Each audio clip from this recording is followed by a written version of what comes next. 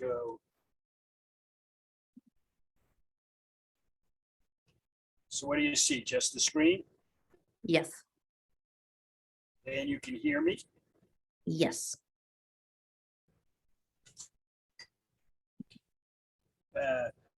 Take a screenshot and show me what it looks like. Where like you get to see my image. I'd love to see where it is and send it in Okay. Teams, because I'm on Teams now over here. Okay. 1 sec. And remind me during the thing to either slow down, look at the screen, look at the camera, right? Lighting is good, right? Mm, Lighting is good. yes. You're all set. You can send me a screenshot of what it looks like. Yes, it's in the group chat.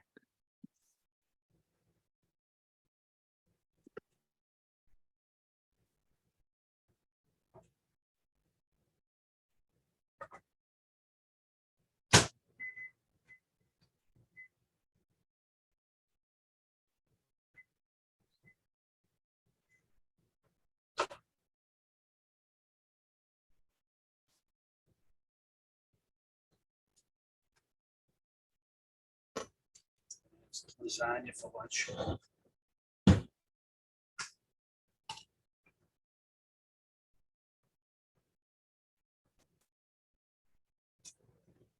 So we're recording, right? Yeah. So I want to talk about our Sierra Leone family on the phone. I'll just cut it. No worry.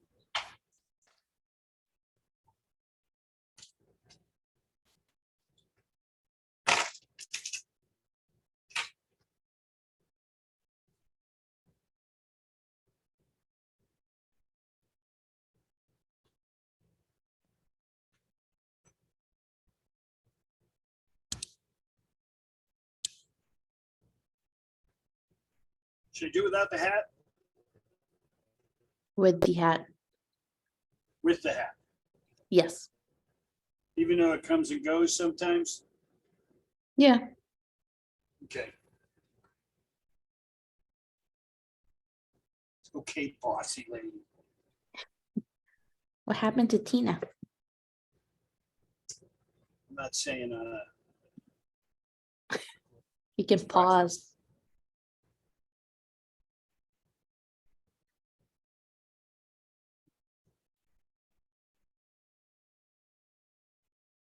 stop video. Can you hear me? I can hear you, but the recording's still on. You can pause the recording, I like like to on the pause. left side. All I can pause is share. Where it says recording. I don't have that. Never mind. Here we go. I got it. Abby's a great editor. So by the way, for the sake of disclosure, Leslie, we are recording. So anything you want to say about Ole that you hadn't 2 minutes ago, which was amazing, by the way, I was very impressed. Some of the words I didn't even recognize. Was that a foreign language? No. Norwegian, yeah. Nice. Yeah. So here you understand. Are you Norwegian too, or are you just doing the Ole joke? No, just playing the Ole card. Okay, playing the Ole card. Like it. I like it. He seems like a good guy. You work directly for him? Well, no, a couple layers down. Okay. Yeah. Although we're a really small company, but Right. but yeah, so we all work kind of closely together, regardless, who you directly report to. But yeah, he's a good guy. It's fair to say that everybody in my company is reporting to me at one time or another, but we do have layers of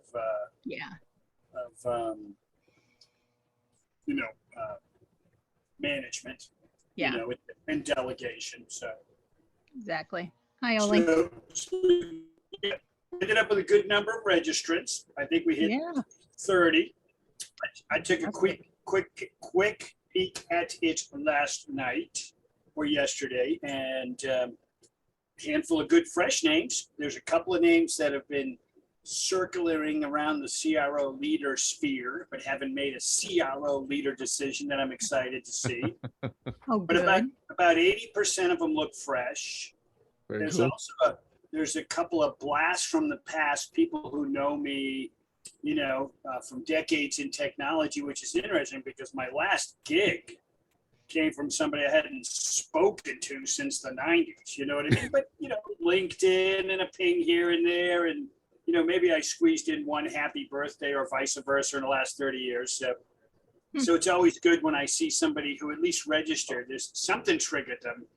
And it could be, by the way, that Vernon's marketing is very good and he's just plain tired of getting annoyed and wants to see how I'm doing. In fact, yeah, I think the guy registered. I can't remember if it was before or after 9/11.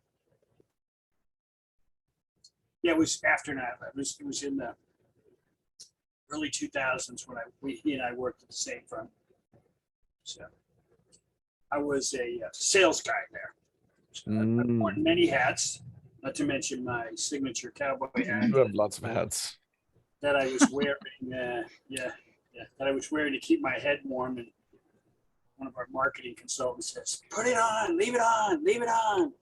Now Abby makes me put it on all the time. I said, "But it's disappearing and coming back." Yeah, it looks like a bolo sometimes. Yeah. See, now I look like a military leader on the dark side. Yeah. I thought they were kind of. I'm gonna see if there's any random hats in here, but I'm in I'm in Fargo, North Dakota today, so I'm in somebody else's office, and he has So no it's hat. it's June 20th, so not a lot of snow on the ground, but some. It is gonna be a blast furnace today. It's gonna be 99, humid, and it's like Fargo. It's always a 25-mile-an-hour wind. It's ridiculous. Nothing to stop it. Yeah, I mean, there's nothing. So nothing, it's nothing to stop it. As you know, it's just sort of funny, even like down in Florida. It's like even on the hottest days, there always seems to be a breeze, but on some of those days, it feels like a blow dryer. that's what it feels like here, and I don't miss it. I mean, So. yeah, it's so hot. It's not refreshing. It's applying more heat. Yeah, that's definitely true. And I got to close the blinds because in this office it's facing south, so literally the sun, so I would be in the witness protection program, All right, and so we don't want that. I mean, I think we're good. We're all on a little early. I'm gonna do my best to eat lunch on mute and not gross you out. So you may want to look left or right on occasion. But Leslie, apparently I need a background. I don't have a cool background. Abby will make you go background. No, Leslie, are you supposed to do that? I can, for sure. I don't. Should put him back in Norway. That would actually be a little funny, actually. It's sort of a subtle hint. It's like I'm traveling. We'll just not say exactly where the location is. Yeah, we need the TruNorth background though. I've been talking about that. Yeah. Well, especially I've here, been talking to Ross about that. So because Wes has a bunch of random shit in his. It kind of aligns with your LinkedIn strategy. There needs to be a certain consistency and familiarity. And I'm sure that your TruNorth strategy would be reflective of your colors on your website and things like that. Yeah. And, I learned that actually quite some time ago. I can't quite remember who to give credit for it, in that when people are coming your way, if you will, that consistency from who they hear from and stuff will start to create not quite a brand, but a certain familiarity, which will help them ramp up their connection to you. I mean, it was a very psychological explanation on why everybody should have the same auto signature and things like that because of that connection, cause and effect. And I'm like, okay, sure. I mean, you had me at do it because you're a smart person, but Yeah, we're getting there. We'll get an update later today about our website because that's going to start tying in all the branding pieces and consistency and in the not only obviously colors and things like that, but in the what's the word I'm looking for? It's like the Dan Brown book, like the symbols thing. It's like, the symbolism. I just literally said it anyway. So because we're going to use a compass for certain particular things, we're going to use people climbing a mountain / helping each other in certain areas. So like if it's partner type stuff, it's going to be some, certain symbols. If it's clients, it's certain symbols. So we're going to create so you're going to love our marketing here pretty soon, because it's going to be extremely consistent, but it's going to be different depending on what it is. So how long have you been leading the ship again? You mean like me personally for like a CEO? Yeah. About a year and a half. Year and a half. And the theme of your taking leadership, if you don't mind, I mean, are you just the guy to take it to the next level? Is it through investment in history? I mean, what put you in that seat, if you will, if you had to describe it? Consider it a magazine interview, so give a very proper, correct answer that the world might want to hear. We're recording. Yeah. Well, it's an interesting question, but there's kind of two elements of it. If you're talking historically, why I got put in this place versus the future. So, so I got put in. Okay, so here's going to be my super off the cuff, not professional answer first. Okay, all right, that's fair. Which because I started with like honesty and then I finesse it. That's just kind of how I typically operate. Then we flush it through marketing. Well, that's the thing is that I vomit the words, and then other people make it make sense. But essentially, of the business partners, I'm the one that could put up with consultants the best. In fact, I love consultants. They're very different, but I love it. Like it fits me really well. I'm very much a collaborative person, and I'm also very much a decisions should be made as close to the work as humanly possible, because number one, I don't know everything, and we want to hire people that are smart and wants to go make things happen. And if everything falls through me, then we're going to slow everything down. So that's kind of high level, but I think the kind of higher level question as far as like about the future and whether it's acquisition, growth, that kind of stuff, we don't know. I mean, the reality is, am I the person? How far can I take it? Ultimately, that will depend on how much I can grow, and there's only one way to find out. I've never done it, so that's the thing. So I'll give you, even since you asked, then I'll give you my story. I started doing this consulting thing, for a guy. I was doing the channel, Ingram Micro, W2, and thought I'd ride out the rest of my career, put a little money away, right? Things had a good career, a couple of businesses, and, and retire for me will never be sitting still, but, and I was working with this guy for a couple of years, and the guy was it was awesome. It was like the best 2 years of my life from an information growth. He sent me down some roads. I've always been an avid reader. I've always been a student of everything I've done. I didn't get my first full-time W-2 job until I was well into my 30s. I started something in college and never stopped. That classic story. But I didn't become Michael Dell or Bill Gates. You know what I mean? But in any case, same idea. And certainly love the entrepreneurial spirit. But a little over 3 years ago, and I guess we're in our fourth year, Abby. And I never wanted to be part of the ownership of that company. And it's plain to see to anybody who saw it. I was number 2. I had a big influence. I had very much a free reign, but I never wanted to be a partner in it. Never. I just wanted to do my thing. And I struggled with some of the direction where it was going in, and and things like that, but not in a terrible way. And so an opportunity sort of presented itself for financial reasons for me to leave. Couldn't keep up with me. Let's put it that way, right? And so it was very amicable, and I decided to do it on my own, my way. And so I've been at this for about 3 years. This is not my first company.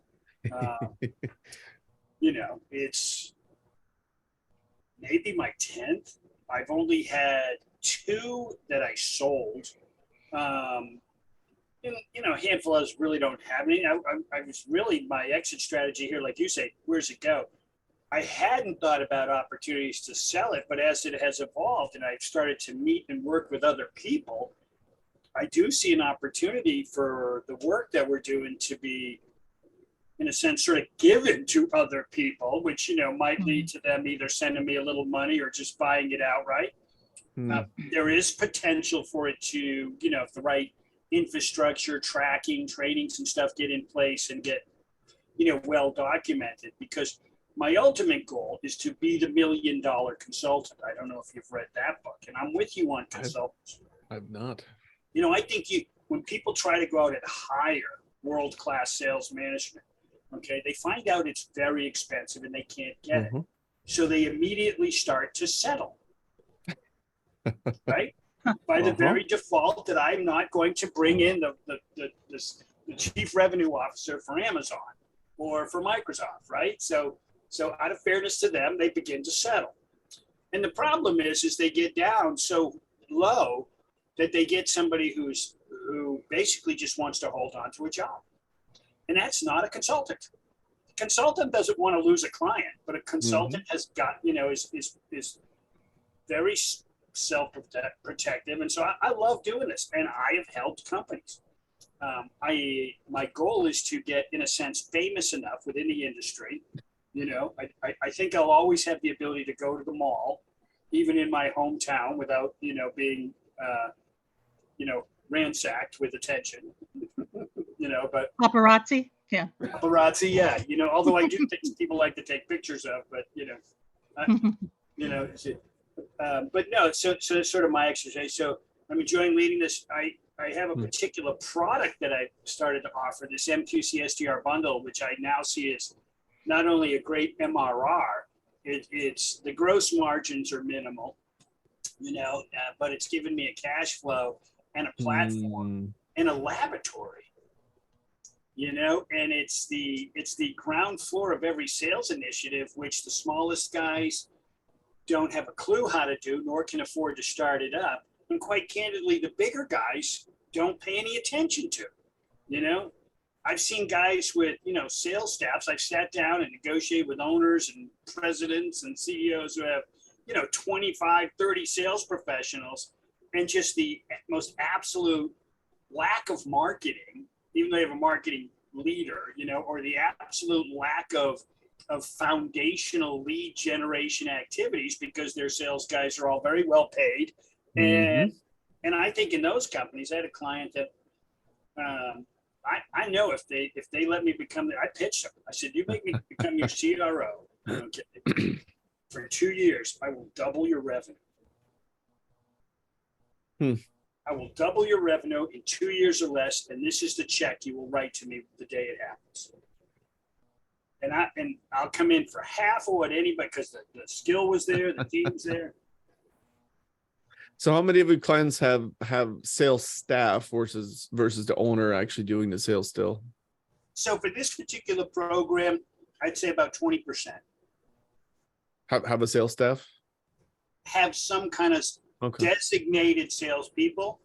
I think all almost have some kind of designated marketing, because if they kind of don't, even though it's usually shooting from the hip, you know, they give it to Alice out on the front desk. You know what I mean?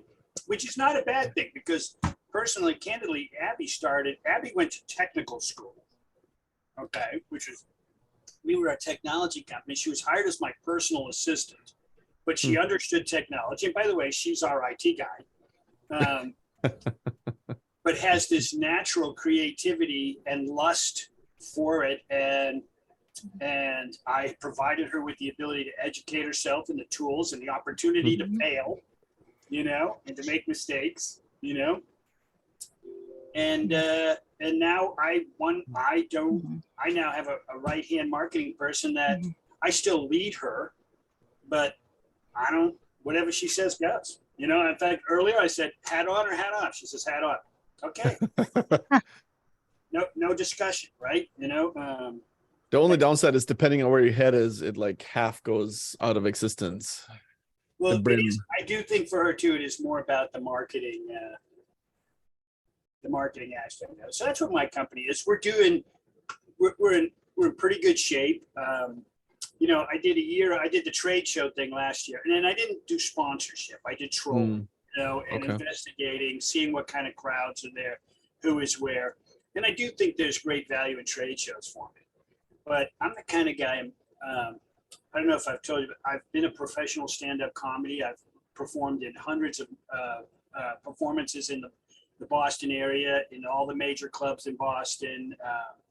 Cool. And so I'm very entertaining on stage, if I don't mind say so myself. So I'm a good keynote speaker, and it's how I often garnish attention, but this is my first love, is business and this technology. And I wrote my book because I needed a platform to stand on. And when writing the book, I was like, whoa, holy cow. Who knew? I didn't know I knew, so the book is good. But for me, I just need to be invited to do some breakout sessions at some of these events, but I don't qualify. Unfortunately, no insult intended. I'm a old white guy, right? And I'm an old white guy who, doesn't have that company that was sold and became you know what I mean? So Yeah. which is in a certain irony, I'm everybody sitting in the dang room, or 90% of them, right? So instead, I sit through breakout sessions with far less skilled, far less accomplished people who are typically women, no insult intended, Leslie or Abby, you know what I mean? Because I do get the opportunity, and I actually appreciate it, right? But so I haven't been heard yet. And by the way, I put this problem on me. I didn't make me, but I put this problem on me. I've got to rise above it. And I get it, because let's face it, us older white guys, we've had all the shots in the world. Right? Right, Ole? Right? I mean, come on. No one ever closed the door on you because you're a man or because you're of a minority, right? I don't know what that's like. And I respect that it happens, and I appreciate other opportunity. But for me, it's kind of the break I need.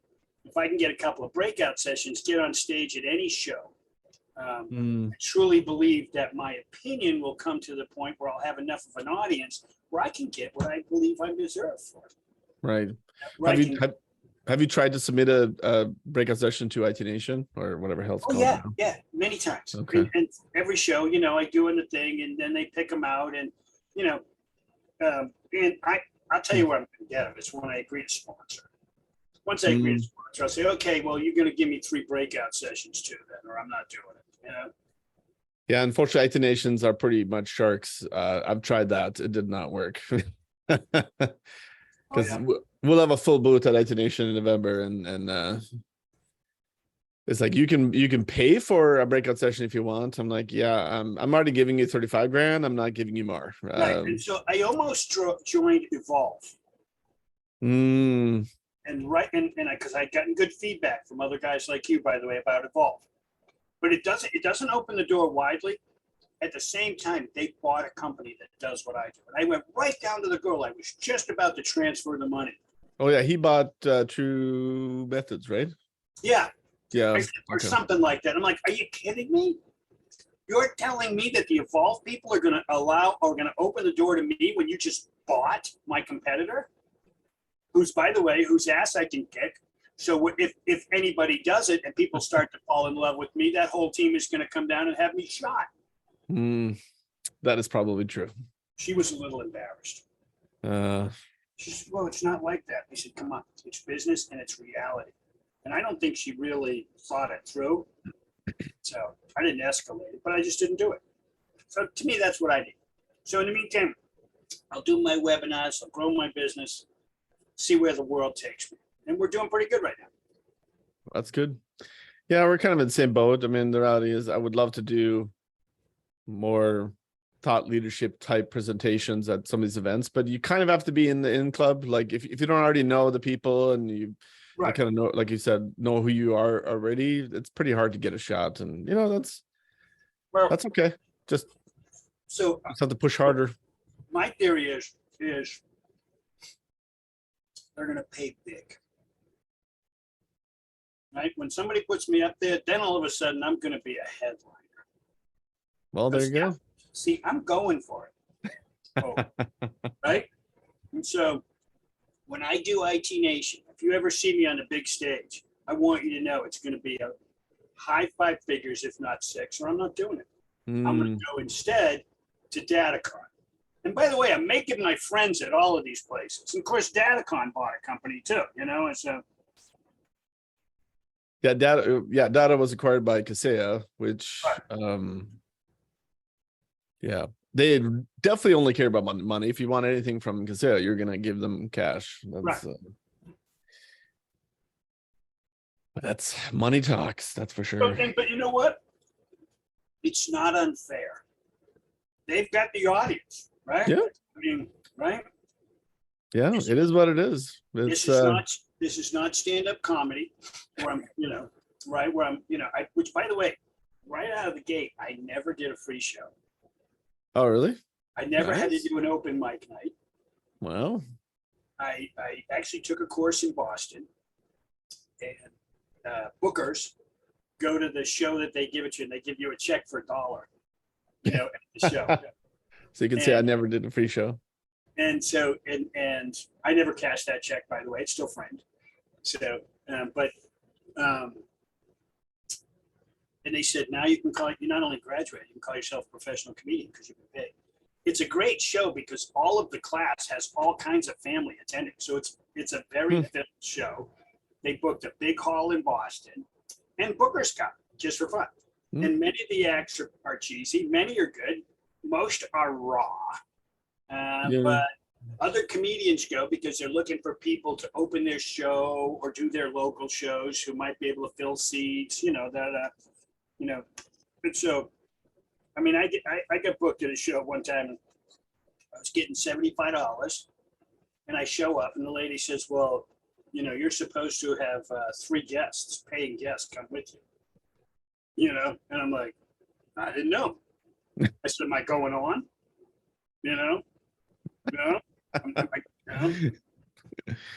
And then she says, "No, you can go on. You're funny, but you're supposed to bring at least 3 guests." And I said, "Okay, I didn't know." She called me again to book, and I go, "I'm sorry, man. I'm a comedian, not a ticket seller." So are you still doing any shows? I do some charity events, but I'm focusing on a couple other things, including this business. You know, I think in retirement, I've never stopped writing. You know, I did all original material right out of the gate, and yeah. Unfortunately, when I come back, my act, I already know the name of my act. I'm here to offend. That's it. Well, nowadays that's easier than it used to be, I think so. Well, it's just kind of a change. Of course, I pay attention to comedy now. There's kind of a change. Actually, the guys now who are being most offensive politically now are starting to get the stage again, thanks to a couple of legacy comedians who refuse to bend. But now it's becoming fun. In fact, there's a great gay comedian who makes fun of himself. And he doesn't buy into the big LGBTQ agenda, but he's only making fun of himself anyways. That's all he ever did. That's all he ever did. And so he went through this cycle where he was a funny gay guy picking on himself to this anti-gay guy. I mean, he's like, how? And he never gave up. He said, how can I be? I'm picking on me, you know? And now he's starting to get some momentum, you know, because he is that guy. And he does all the jokes that I can't tell because I'm not you know, because he's gay, right? So. That's cool. One of my favorite ones right now is a guy named Pete Lee. He does kind of like a Wisconsin accent. I think he's lived in LA for like 20 years now, but he's super funny because he also just plays off the audience. He doesn't, I mean, he has certain bits that he will do if obviously the audience is not very participatory, but he's pretty awesome. He's actually almost completely clean too, which is kind of unusual now, but yeah, he's just super funny dude. And he just riffs off the audience the whole time. By the way, I never swore on stage. Yeah, it's pretty unusual. Most of them are, and I don't mind. I mean, I'm no. And by the way, nor do I. But I'm very active in church. And I was always afraid I'd be famous for an F joke. Well, but it's also a little lazy. I mean, I kind of think of that. Again, it's not bad, but it's some of them almost does it to the extreme of like, yeah, now you're just being lazy about it, and you're not really writing good material. True, lazy and stupid off-color jokes, because Yeah. again, lazier, it's easier, just going for the laugh instead of trying to create your own humor, right? Your own brand. And you're right there. But I also equate it to a little bit like construction sites. Everybody swears on the construction site. Some comedians, they just swear, Yeah. right? Some people, they just swear, My wife But is one of those. even good comedians who just swear, use it properly, they save it. In fact, I worked with a guy, he said, well, I opened for him for years. And, he said, he says, the impact of my first F word is so much better because you don't swear. Yeah, that is true. He said, yeah, the first time that, he says, now, and I would open his shows. Then he moved me to his middler, which gets paid more because a lot of the middlers were swearing. And this guy had been doing it his whole life. It's all he ever did. Mike Donovan, right? And, in fact, he's the guy that was going to, invite me all the shows in Vegas and stuff. And I'm like, dude, I got a job. I don't care if Gonna they start in 3 minutes. Okay. With or without attendees, because some of the registrants only registered for the recording. Wow. Oh, Yeah. okay. All right, so we're going to pretend. So let's get into mode here.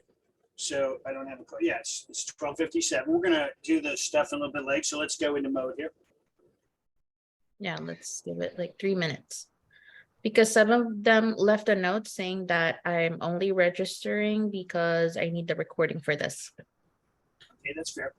Yeah, I do that pretty often for webinars because I do too. I can't always do it at the time, but it's like, no, I just want the recording. I'll listen to it when I can. Me too. I get that. I think when you give it to an option, that's great because it shows some kind of interest because we don't care if you ask for it or not. We're sending it anyways. Yeah. Do the same thing with the list. So to me, webinars, by the way, are like playing local clubs. Yeah. It's like where you improve your game, you improve your message. All right, we have an attendee. Woo. Welcome.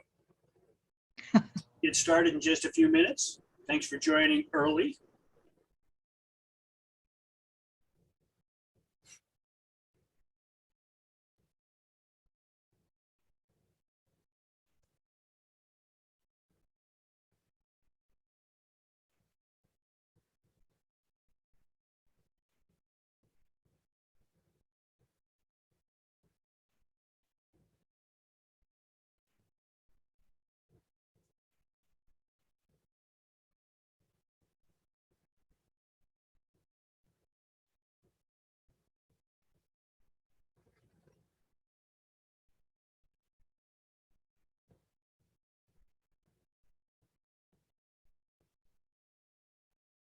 So Ollie, that thing we were talking about earlier, I just want you to know it was always way more of a hobby than it was a vocation.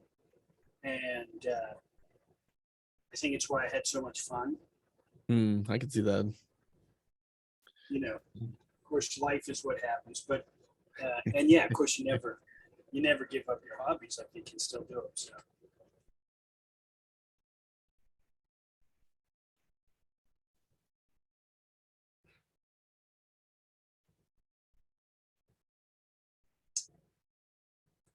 For those of you who are wandering around, waiting for the event to start, I want you to know that I'm excited about our material today. Although I don't get out much, so I'm typically excited to have an opportunity to share with you some of the things that we think can help you all grow your businesses. And I'm excited about our guest speaker today who joined us. We love bringing in guest speakers to help round out your opportunity to grow your business. And for the few of you who are here or are listening to us for the first time, I want you to know that although many of our guest speakers are in our friend circle at times, I like to bring on people who, like our goals, or somebody I think could help you grow your business and or have a great product and just help you do it better. So we're excited to have TruNorth here today. So you'll hear more from them later. It is my show, so I get to start first.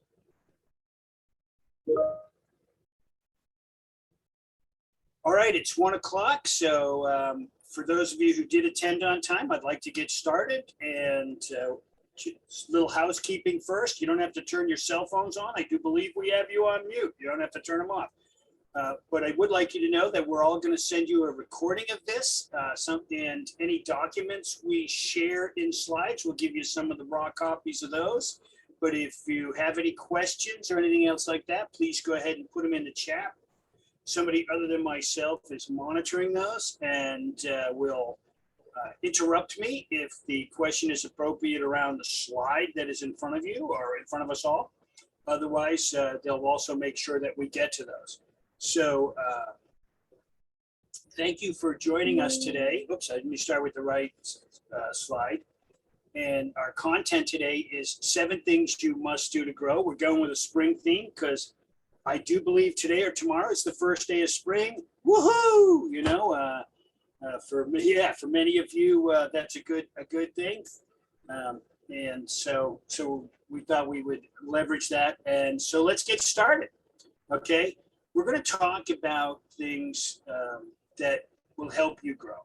And most of you are MSPs today, and you're in the business of helping others. Okay. And we have a philosophy here, though, too, is that if you're not growing, you're going. I don't know who I stole that from. It wasn't my original, quote. But in order to help the people that work for me and those around me and the companies I do business, I've always been growth-minded through several businesses that I've owned myself. So we're going to talk a little bit about myself and Ole, talk a little bit about our company, and then we're going to get into the 7 things I believe you must be doing in some iteration to facilitate your growth. And in many cases, you're probably not doing them or not doing enough. And if you're doing 4 of the 7, you're probably struggling with the 4, because I also believe that all 7 of these things should be the kind of things that you should commit to doing all 7 or not even do 1. Okay, anyways, we'll talk about, and then we're going to have our friends from TruNorth talk about Microsoft Dynamics and business applications, which I personally feel is a very neglected opportunity by many MSPs, although I also respect the area of keep it simple. But let's face it, Microsoft is king, and I think you guys need to play there. And so with that, let me introduce myself. And let me start by telling you that I did, in fact, own and build 2 MSPs. I've worked for a few throughout my career. Before starting CRO Leader just 4 years ago, I had been a consultant for another firm. I spent a lot of time in the channel working for distributors like Ingram Micro, and I have carried a bag. I've led sales teams, and actually I've built several companies, 4 of them related to technology, and a couple of them I was actually able to sell. I believe very much in leadership is where all of this begins and ends. And I'm a DISC certified behavioral analyst, which is an important part of what I do. There's some other cool things in there. My 3 priorities in life include, in order, God, family, and work. So my family's in there. I got 5 kids. Anyways, with that, I would like Ole to introduce himself, our guest speaker today. I invited Ole on because, again, as you will hear, and as I've already mentioned, I believe what they do can really help you grow your revenue. But Ole, please talk about yourself right now. It is okay. You've got permission. Well, that's good. I appreciate that. So I'm Ole Gjerde. I'm the CEO of TruNorth Dynamics. A little bit about me. I did grow up in Norway. So I like to joke that I'm imported. Came originally to the US for college. I picked Fargo, North Dakota. And if you've ever been to Fargo in like February or kind of any time in the winter, it is not the warmest place on earth. In fact, it is definitely the opposite. Should have picked somewhere warmer, but I got a Bachelor of Arts, of all things, in computer science. Usually it's a Bachelor of Science, but with the Norwegian language, it made it a little bit easier to get a degree. So it was kind of a convenience type thing. Started my first IT business in 1999. We did a merger in 2010. We ended up starting a new MSP in 2012. So I have 20 some years of experience in the MSP and IT services industry. In 2018, we actually acquired a Microsoft Dynamics practice, thinking we're going to expand from infrastructure and help desk and all those into business applications. And then in 2021, I decided I should split it back out. So I took over running the Microsoft Dynamics company, and that's been quite the experience, kind of making that transition and moving away from MSP. So I like to joke that I'm in MSP recovery for 2 years, and it's been a good 2 years. And I live in Colorado with my wife and 2 kids, both girls, and a dog. But I lived in Fargo, North Dakota for 25 years, but finally escaped a couple years ago. So, well, you deserve an exit, but actually I've been to Fargo, and for those of you who've never been, they're great people, but you're right, it's cold. Although he said February, I'm pretty sure it's snowing outside right now. Although he told me earlier it's 99 degrees. Anyways, thank you, Ole, for that. You'll hear more from him in a few minutes. So 7 things you must do to grow. By the way, there are obviously more than 7 things you must do to grow, but these are things that I believe that the industry, and as members of the industry, that you need to be aware of. And the thing 1 is adapt and evolve, right? I mean, adapt or die, right? It's right now, 20 years ago, MSPs were trying to convince people to outsource their IT. 10 years ago, it was 50-50, a little bit of that, a little bit of, supplement your team and things like that. Those days are gone. It's much more sophisticated today. Small businesses recognize the need and importance for managed service providers or outsourced IT. And so now they're coming for your clients. Most of you have grown through your reputation, the services you offer, and if you're lucky enough, like I was in a couple occasions, I had clients that were growing, so I grew by default. And that is how most of you have grown. And not that I want to strike the fear in you, but at the end of the day, if you are not bringing in new clients through some type of marketing and sales efforts, you're going to be losing some of your clients to those who are. So gone are the days of, you really shouldn't be paying for an IT guy when you could leverage our full broad team of services. I also think another part of the evolution is that we're becoming much more purveyors of other solutions and managers of it than we are as you were, again, 20 to 15 years ago, or even 10 years ago, where you had more hands-on. So the industry, and there's many cases where that is your value, and you certainly shouldn't neglect that and always sharpen those skills, and it'd be great to be known for it. But again, it's making it far more competitive. So how do you stay in business? More importantly, how do you grow? You adapt and you recognize that sales is getting sophisticated.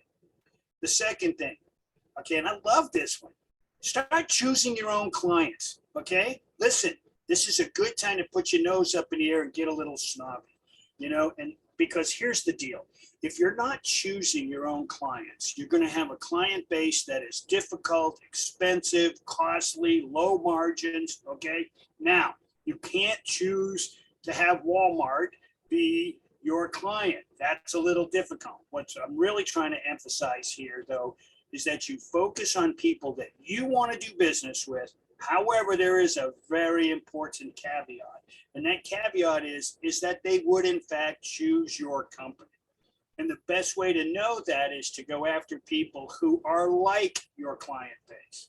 Now, many of you start with small companies sometimes with just 1 or 2 users or less than 10 users, and it is a great place, and you can bring great value to those people.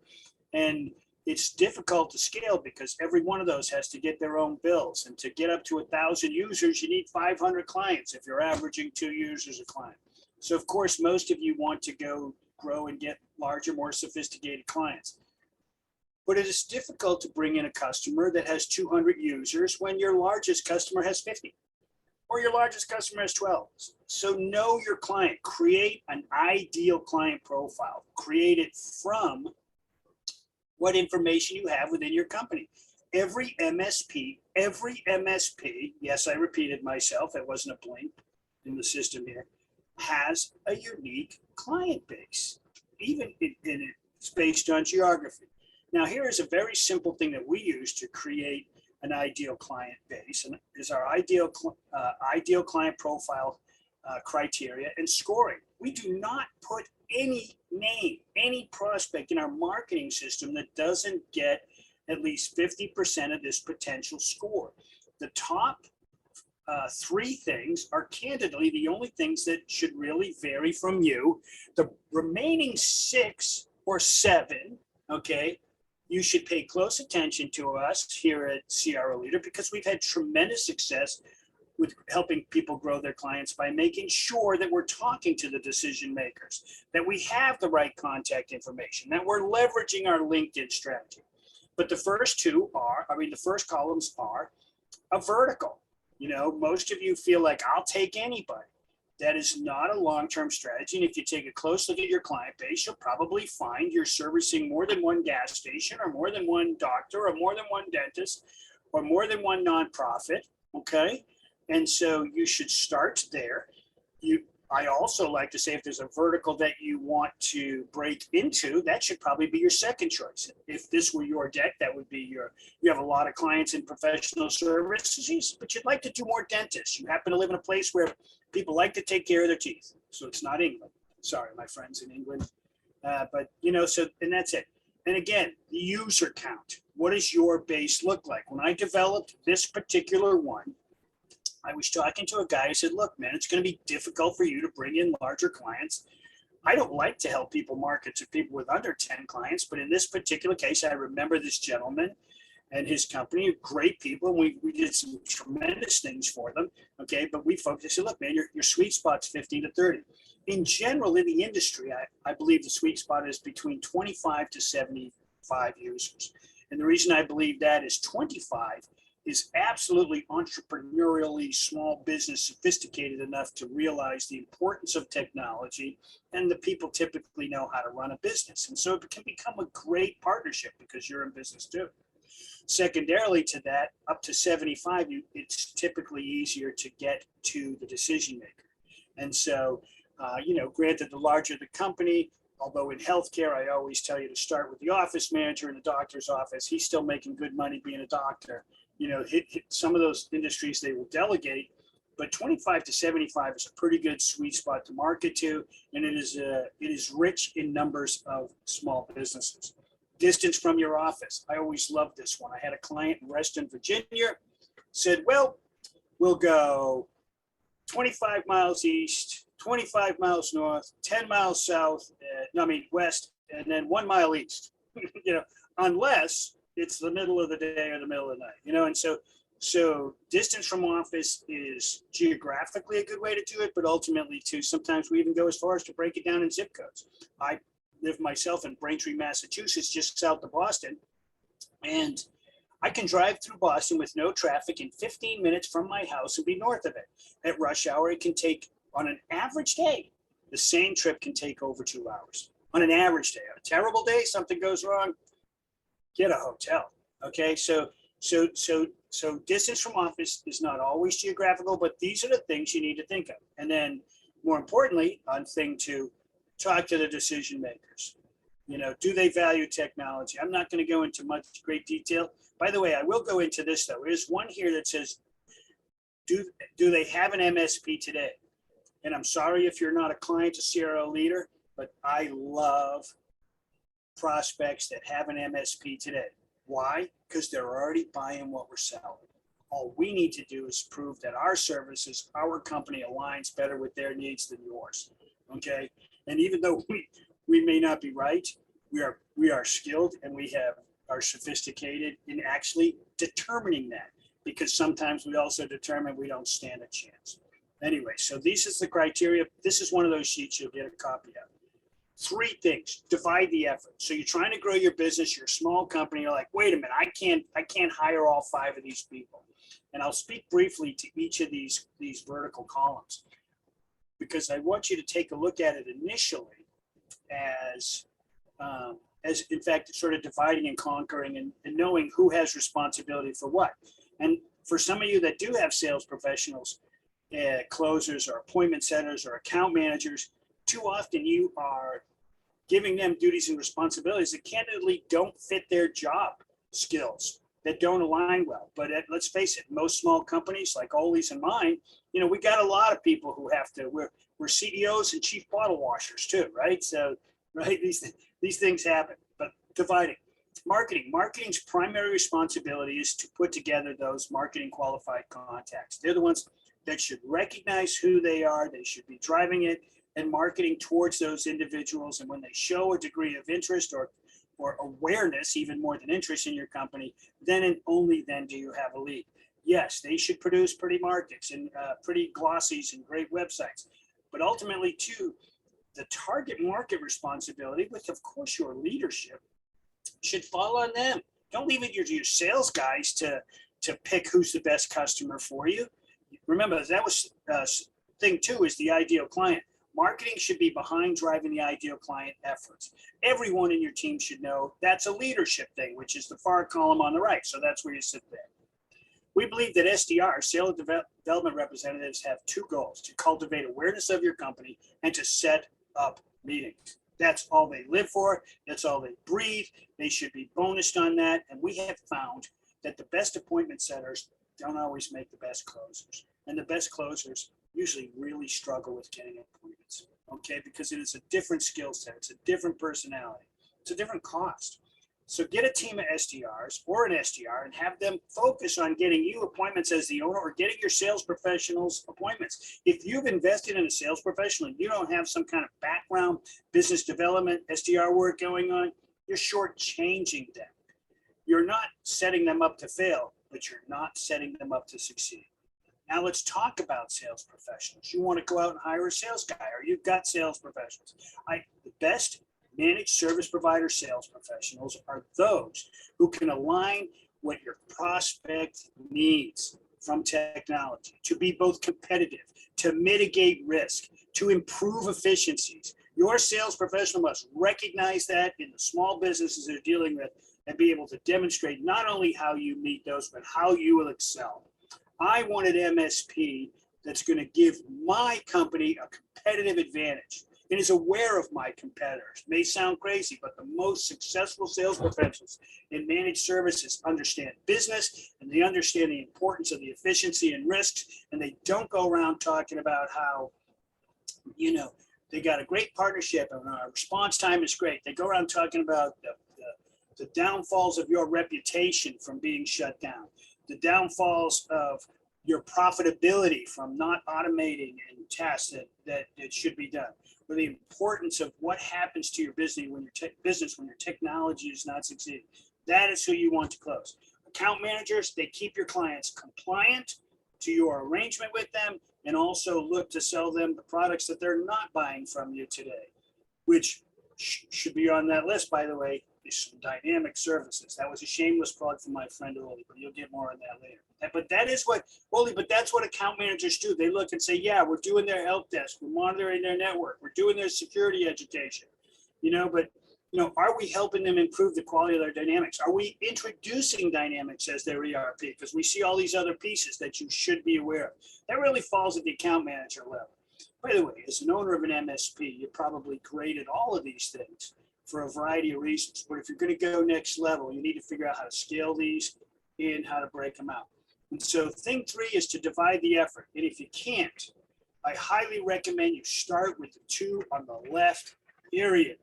Don't go hire a sales professional. You go take care of your clients. You go to those meetings they set up and set a bar. I always tell my clients, look, when you close 10 new deals with us, then I'll help you find a sales professional, because I'll have the budget I need to hire a good one, and we'll have systems in place where people will want to come work here. Okay, no too much time on thing 3. Thing 4, I'm going to be quick on this one. This is about marketing. Stop talking about yourself, which is difficult for me. So I don't know how difficult it is for you, but I love talking about me. But at the end of the day, when I'm promoting CRO Leader, which sole purpose is to help companies grow. I wrote the book, The MSP Owner's Manual. It's a complete guide to growing your business. I don't talk about that. Instead, I teach and ask. I hope you learned something today. I try to teach. The first 3 slides, I'm telling you, I've had great success with people understanding it and implementing it in some form or fashion. That's how your marketing should be. Stop talking about how you're the world's greatest MSP provider and provide your clients with integral information that they need. Also ask, are you concerned? Don't tell them what's going to happen if, well, it is sort of important to back up with stats when it comes to security, but have you had a problem? Are you worried about a problem? Okay. In fact, one of my favorite email campaigns goes out and says, are you thinking about your company's technology security? That was in the subject line. In the first sentence in the email was, then you have the wrong managed service provider. Okay. I'm sending that to your customers. Okay. So you better be asking them too. Well, we get great response out of that. What do you mean? Right? Anyways, all marketing should be teach or ask and asking the right questions. Be of value before they know your name. Be of value to your prospects. By the way, your sales cycle will be shorter and you'll get a better quality customer. People hire MSPs so they can do what they do. So why are you telling them how good at what you do? Because they don't care. They're hiring you to do what they do. So why not teach them on how you can help them do it better? How you can help them never think about security, how you'll be there as they grow, as they shrink, that you monitor those things and you know about. Thing 4, teach and ask. I lied. I said I was going to be brief. Have a plan. This is the perfect model for growth right here. I'm telling you right here. I'm going to send you a copy of the slide. I do think you still need to buy my book. Shameless plug for me. Okay. But this is where we take our clients. Okay. Step-by-step process that has a deeper discovery in it. Okay. And my goal for all of my clients is simply this, for them to be bringing in a new client every month. Now, I don't stop there, okay, because once I got them bringing in a new client every month, of course, my goal is for them to bring in 2. You know, the entrepreneur and sales guy is in me, but this is the formula, okay? And you're getting much of the very foundational stuff today. Have a plan. Don't just hire a sales guy. Don't just put a website up. What is the website reflective of? What does it expect to garnish? What does your LinkedIn profile look like? Does it tell them how awesome you are? Or does it make them think, geez, that's a guy who could help me out? Could I learn something from this guy? Could my team learn something from a guy? Have a plan. By the way, any plan is good. Better than no plan. That's a fact. Marginal success and even success will come from having a plan. Great success comes from having the right plan. Use what you have to execute the components of what we refer to as the revenue roadmap, okay? And I say use what you have. I really discourage people from going out and investing in growing their team. I think within your team, you have people who know your company, and maybe sometimes you don't, maybe sometimes you got to stop out and do an investment. But this list of things that we have, we refer to it as the CRO Leader Revenue Roadmap. We find that when you exercise these components on a prospect, on a contact, okay, you will get a meeting. And by the way, the gold standard is the first meeting ever, the FME, okay? So who is going to do what in this list? They must be dialed. Voicemails with LinkedIn, email campaigns. Yeah, we all get them. There's a lot of them. But you know what? It's the cheapest and most affordable thing you can do. Candidly, same with webinars. Our investment is our time that we put into building this and inviting you and sharing our message with you today. This helps us get better at our own message. And sometimes we get clients out of it. Sometimes we get multiple. Sometimes we don't get any. But we hope certainly everyone who's paying attention to this is better for it. This is a list of the things you have to do. And you must be persistent and you must be consistent. By the way, 90% of this belongs on the shoulders of your SDR, a small percentage on market. Okay, thing 7, we're winding down now.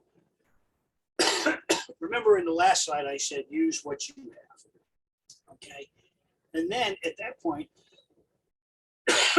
excuse me, take a look at the glaring gaps, okay, and then try to figure out what else you need. And the first thing you need is sales leadership. And yes, that's you. You may not be a world-class sales leader, but you need to take charge of your sales environment. And again, either delegate it or even outsource it. Here at CR Leader, yes, bit of a shameless plug again. We help people supplement that activity. and we help coach either existing salespeople. For some companies, we manage their salespeople for periods of time and give them back a list. We help people find sales leaders. We create environments where SDRs and marketing can succeed. Okay. But you got to take a look. You have to be the sales leader. You got to take a look at what those gaps are. The simplest way, by the way, to get started is to create an ideal client profile. That's on you. If you haven't done that, and if you don't do that, then you, again, not shame on you, but you are not enabling your team for success. You are not. And don't you want to? You write a check to a sales guy every week. You don't want to make sure you're doing everything in your power for them to succeed. Okay. And by the way, when you have an environment like that, you attract the quality sales professionals who recognize they can't do it on their own. Okay. Get the right contacts in your database. Stop doing those ridiculous mass mailings that give you a lousy rating in the spam world and really are falling on people who are never going to buy your product or choose you anyways. And then you're missing the guy or the gal who could have chose you. Do email campaigns. They're affordable.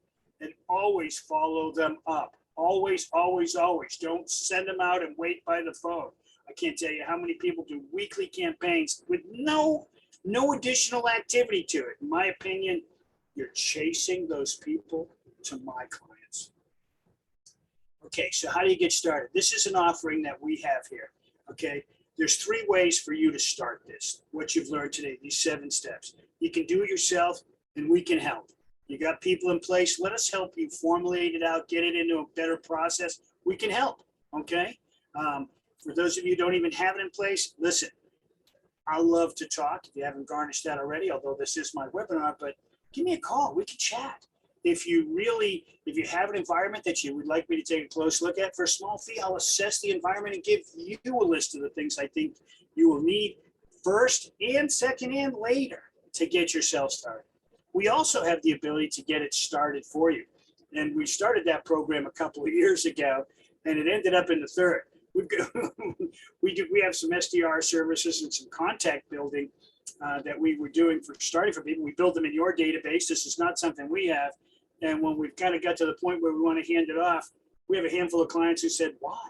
Can you just please keep doing this for me? And so we do. So there's 3 ways to do it. And this is what we do. We help you build the ideal client profile. We complement it with a phenomenal LinkedIn activity and solution. We have already proven email campaigns, some of which I have mentioned. You will get a recording on this, some very simple campaigns that garnish attention. We had a 42% open rate on one of our campaigns last week, today's Tuesday, 42%, even I was blown away. And of course, following it up consistently with skilled SDRs who know how to talk about what's in those email campaigns and how to coach those folks into having what we refer to as a discovery conversation. Let's have a discovery conversation, see what maybe if we can help each other out. So we set up a tremendous amount of meetings in our clients' databases from this process. And so we have a jump start. We'll help you create your ideal client profile. You get 200 marketing qualified contacts, 160 hours of dialing. We don't do this 2 hours a day, 10 a week thing.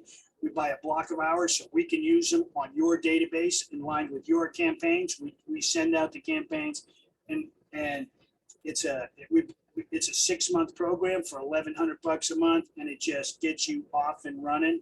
For $1,400 a month, we'll also throw in our LinkedIn strategy. We're not throwing it in, by the way, because there's a lot of work associated with it. This is an incredibly affordable program that will teach you all of these 7 things and build it in your own environment, to which at the end you can ask for more. Please, sir, I want some more, which many clients do, or you can go off and run with it as it is. With that, I would now like to introduce you to TruNorth. Again, before I hand it off to Ollie, I would like to say that again, I always like to have a guest speaker, so your time and our efforts here are optimized. And I am of the belief that ERP solutions and professional services that are outside of your skill set that might scare you away is often neglected by many MSPs. And I say that, and when I bumped into all it was because I was helping an MSP do those things, and TruNorth really helped us go to the next level. And candidly, there's a lot of great companies like TruNorth, but they're my guest speaker today, and I'm excited and hope that you'll pay attention to Ollie and that he can help you. So with that, I hope I didn't put too much pressure on you, Ollie. Thanks, Vern. I appreciate you having me on. And yes, it is an interesting challenge because if you think about business applications, Microsoft Dynamics, the first question is, as an MSP, why would I even care? I have enough stuff going on. Like I said, I was an MSP for 20 years. I get the pains, I get the challenge and the whirlwind of things that are happening. And everybody's throwing stuff at you as vendors and that type of stuff. And you don't need more stuff to do. So just a really quick note, I really wish your program was around 20 years ago because, when I sold MSP, I definitely did not get rich enough to retire. So if I could go back in time and then teleport you back with me, that would be great. But as an MSP, think about business applications and Microsoft Dynamics. So I'm going to start a little bit, why would you care, right? Because ultimately, if you don't care, then you probably shouldn't listen to me. But a few things about why you should actually care about Microsoft Dynamics specifically, but even in general, Microsoft or business applications.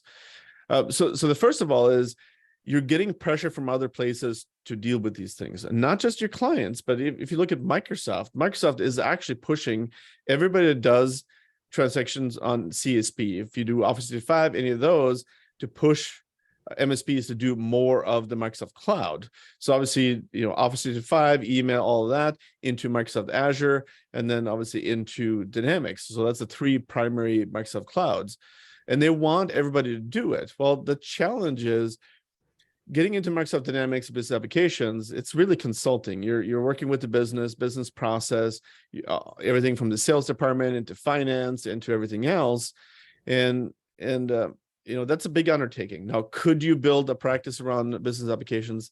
You could, certainly. And if you want to know the pains that we went through, definitely let me know. I'd love to talk about it because there was lots of pain. But you're getting that pressure, but you're also getting the pressure from your clients. Your clients need software to run their business.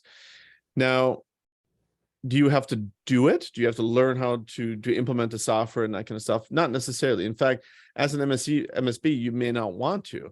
You already have a lot going on with infrastructure, help desk, servers, now into Azure and infrastructure in there. And now security obviously is the number one thing. And next slide, please. Oh, thank you. So a few of the reasons why you should actually care about this, because of all this pressure, is number one, you be stickier with your client.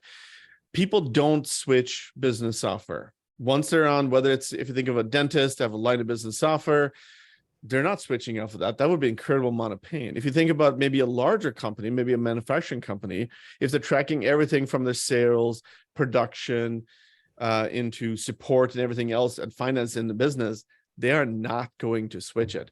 So you want to be part of that process. You don't have to actually do it, but you want to be part of the process around what software they should use. Is it in the cloud? Is it on premise? All that kind of stuff. Because as an MSP, you are also essentially that guiding light for your clients, right? You're doing the VCOs type services. You're providing them guidance and strategy on what they should do as they grow their business, what kind of solutions they should use, hardware, all of that stuff. Well, business software is just one of those things. You don't actually have to do the implementation. You just have to give them the guidance and strategy and what they should do, because you are the expert. You should be giving them guidance of, no, you really should be in the cloud. Here's why. Or you should be doing this because of security and that kind of stuff. And like I mentioned, you want to focus on your core business. You have a ton of stuff going on. One of the things Vernon talks about is keeping it simple. You want to have a plan. You want to keep it simple. But if you have a plan and you keep it simple and you do it consistently, it will be successful.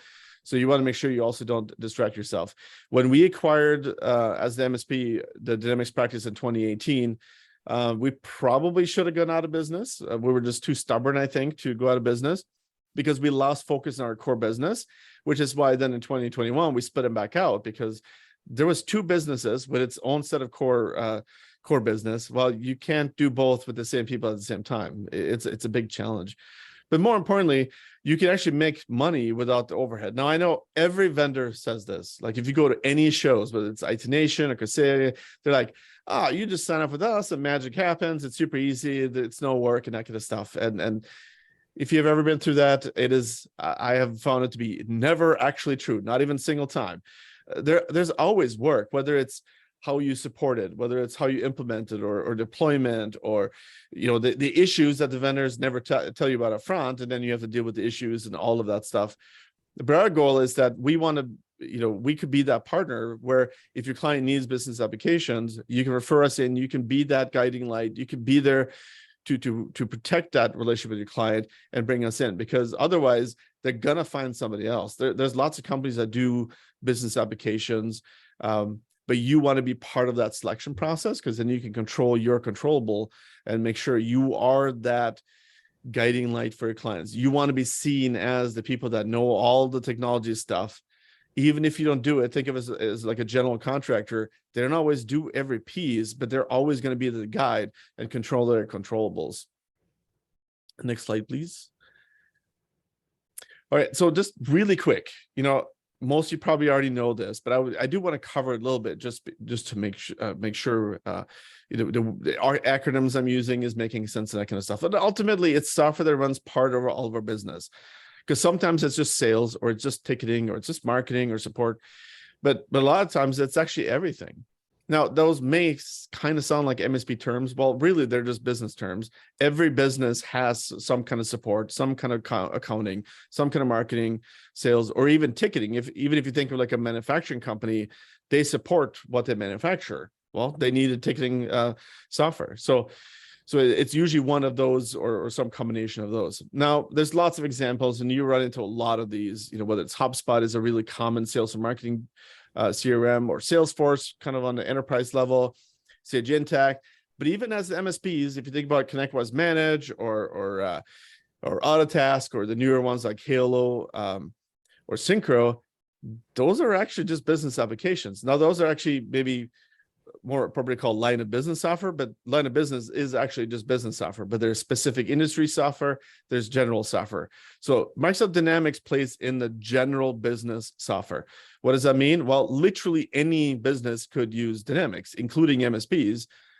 Now, it is a software for maybe smaller or larger small business into mid-market. So if you're a really small MSP, Dynamics is probably doesn't make the best sense. You may want to look at some of those other ones, but if you're rapidly growing and you get to be a big MSP, it definitely could fit.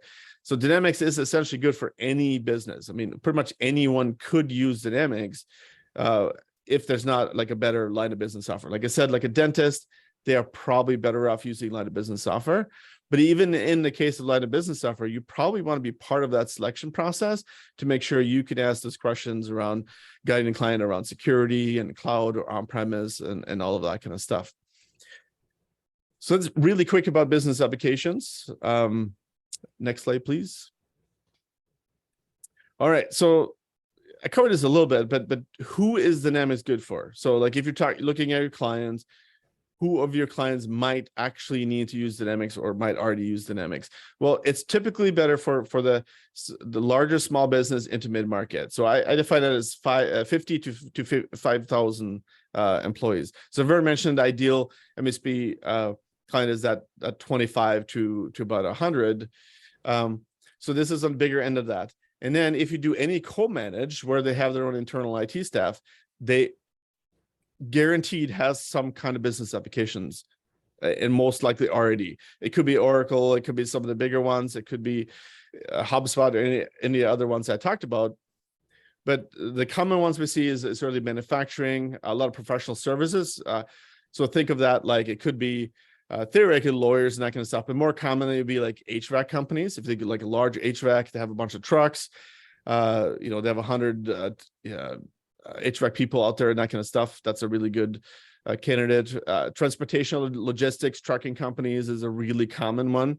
Also large nonprofits.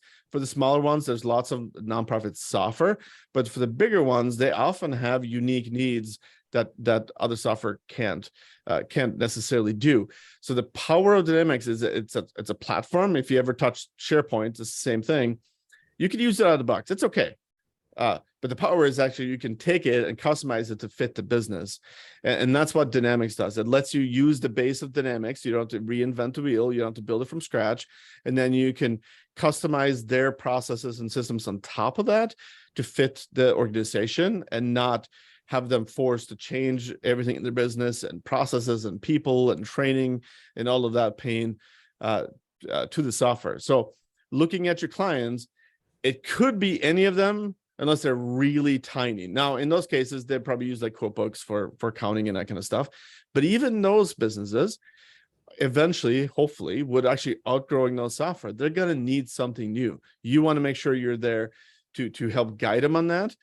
But the key is you want to bring in somebody to just hand it off to. You know, if you don't want to do the implementations and that stuff yourself, you want to make sure you find somebody that you can partner with and work with and hand it off to have that trusted partner for you. Ollie, if I might say something here too, because it's a great point about 50 to 5,000 employees is certainly where Dynamics plays. Remember, this is a lot about professional services and adding revenuing logos to your MSP that you don't have today. And if you want to go up the scale, which I believe you should if you're a growing MSP, to larger clients, this is around Microsoft. They're the king. You can smile or spit when you say it, but it's right. It's the road you belong on. And so I believe this is a great opportunity to grow your user count base. But remember, you're not asking them if it's a first time revenue transaction with you, you're not asking them to be their MSP. You are snuggling closer to them. And with the TruNorth Dynamics skills at the table, you look good. You look good, even if it's disclosed that you're outsourcing to the right people and that you're helping manage the implementation. So this just aligns so much with my philosophies on utilizing vendors and services to grow your business. And imagine, if you will, too, you get to put these logos up on your customer slide, right? That can look pretty impressive that you normally might not bring in. I'm sorry to interrupt you there, Ollie, but I just thought it was a great opportunity to align what both of us are saying. Yeah, no, that's very true. And the key is for us is, especially with my background from MSP, is I know the pain, I know the challenge, I know the day-to-day is really hard. And we strive to be truly the one vendor that is that easy. It could be as easy as somebody asks you, or you see a client that needs it. You can literally send us an email, we can take it from there. In general, we really want to partner together and have, whether it's you or account manager or VCI or whatever the case be, being on the calls as well, because this is meant to be more of a partnership, because you're doing infrastructure, you supporting them, you're being the guiding light, you want to be part of that conversation. But it doesn't have to be. If things are just crazy hectic and insane and you just want to hand it off, we do have partners that do that as well. But a lot of times it works actually best when it's the tag team of that client to be able to talk through the things that they need and really help them and that type of stuff. Next slide, please. Which is a typical vendor strategy. However, in the case of TruNorth, they're not just coming in there so that you can take them to see your clients. Okay, this is about you identifying where they may be able to potentially help you. And I think you mentioned it early, Ollie, but you went over maybe a little fast of how all vendors make these promises. We'll be turnkey. We'll be this. And having worked with many of the vendors, being in the channel itself, most are just looking to get access to your clients. This is not the case here. This is a value add that could be something you use on a regular basis or just a couple of one-offs a year. I mean, it's, or when the time is right. And that's a great vendor relationship. Yeah. Again, I guess, you can do a pretty good job talking about yourself too. So I'll let you. So, go ahead. You're back. Yes. Yeah. And that's a really good point. So again, part of that, making it easy, keeping it simple, because what Vern is talking about is your core. That's if you think about basketball, I was going to say baseball, basketball, dribbling the ball, having a basic plan for sales, doing all the elements, doing it consistently. That's your number one. This is kind of one of those things when you're having those VCI conversation or account management conversation, the question comes up, you're asking some simple question, what kind of challenge are you having and that kind of stuff. And they're like, well, we're having problems with sales software, accounting software, whatever the case may be. Make sure you bring in somebody so you can control those controllables. So the ideal is for VC or account managers, obviously, if you're a little bit larger, if you're maybe a little bit smaller and you as the owner is actually having the one conversations, and to Vern's point, that you are actually the best person to have those conversations. Nobody will ever care as much as you care. But those are conversations where those things will bubble up. And it's like 2 or 3 super simple questions. It's not anything complicated. We'll help you with the questions, all that kind of stuff. Again, our goal is to be truly the one that is actually that simple. Because you have enough other stuff going on. You have a sales process to obviously manage and drive and all that stuff. So this is just one of those value added pieces on top of that. And it really is just asking a few questions. If you think about, do the client not have cohesive systems, or they don't have data across the business, right? Like now everything is about data. If you don't understand and see the flow of data across everything in the business, well, that's a perfect opportunity for Dynamics to be that. Or they run old legacy software, whether it's like, Microsoft has their Dynamics GP, what used to be called Great Plains. It looks like it was made 30 years ago. It is probably time for them to upgrade it and that type of stuff. So we do a lot of migrations from legacy software. Security, it's huge. They're running on-premise software. It's not fully secure, or you're sick of dealing with the things because they don't want to change it, and because users, obviously that's the biggest challenge, or it just doesn't fit the business. It doesn't help them operate more efficiently. It is time to look at it. Now, maybe it doesn't make sense. Maybe the budget doesn't allow it, or any of those kind of things, but we still want to have the conversation. We want to talk about what that could look like even 3 or 5 years down the road, because if you're not talking about it now, it's going to be too late. So it's still worth having those conversations with those clients, and we'll help make those conversations happen. So essentially, it's just bringing a Dynamics partner into the conversation. Now, with my background, I get MSPs, been there, done that. I understand the pains.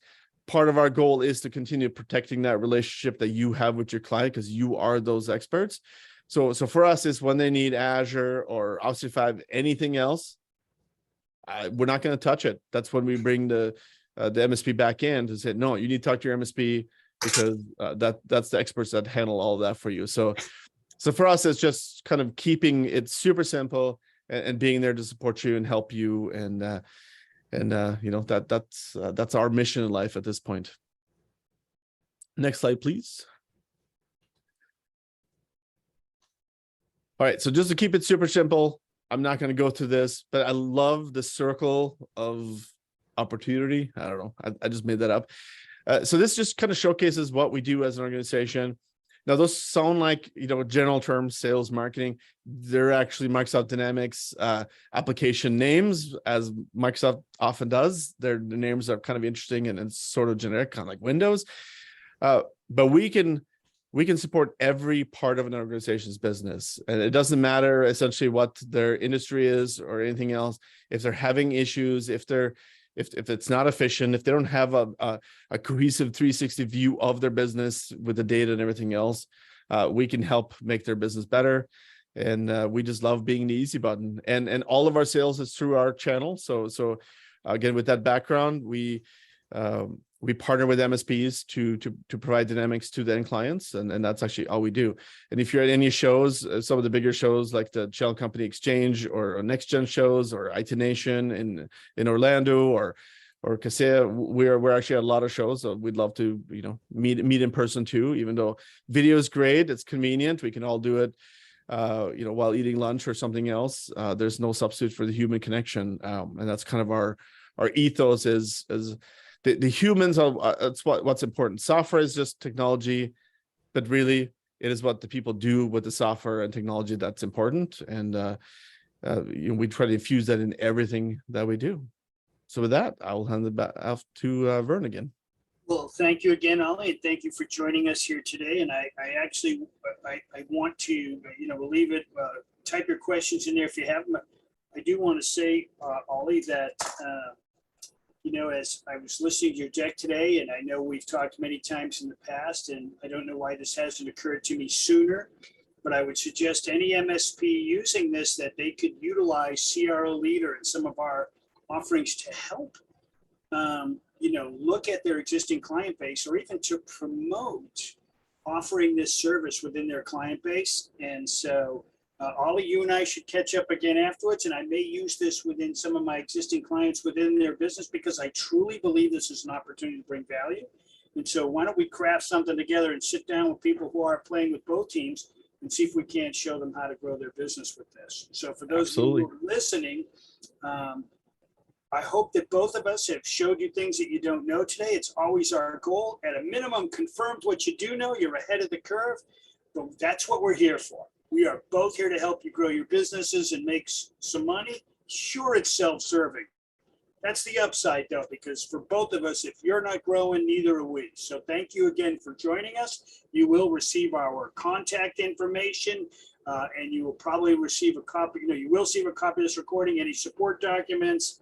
And please, if a member of our team calls you back to see if you enjoyed the recording or you enjoyed the webinar, please tell them I did a great job. And if I did it, my name is Ollie. No, please respond to them. Let us know if there was more or less of something you'd like to see, because we are here to help. And thank you all for joining us today. Thank you. Thanks everybody.